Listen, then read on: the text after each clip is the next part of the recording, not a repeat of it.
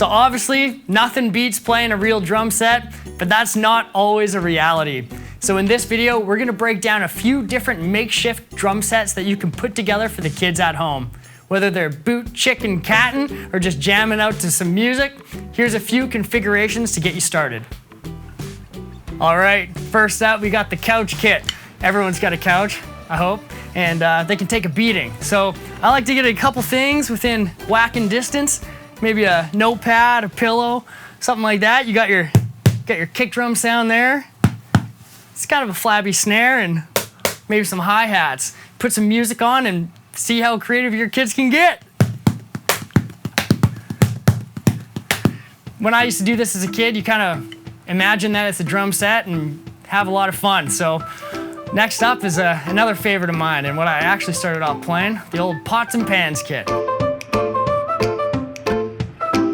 All right, we're here in the kitchen, so we're gonna build the classic pot and pan kit. We're gonna need some pots and pans, frying pan, gonna need some drumsticks, so wooden spoons, handy, they're right there. Ooh, maybe a plastic bowl for some different tones. And you just go crazy. Oh, that's...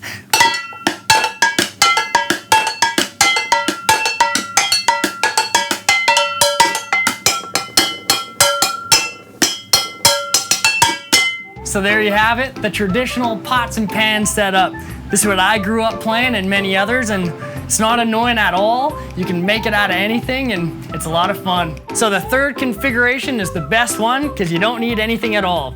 Get your little ones experimenting with different sounds that they can find using their own body. Stomping, clapping, snapping, and tapping your chest and legs. Your chest is a nice kick drum, your leg is a pretty nice snare. Try and help them find kind of 3 unique sounds from high pitch to low. The low can be the boots, the middle the cats, and the high pitch the chicks.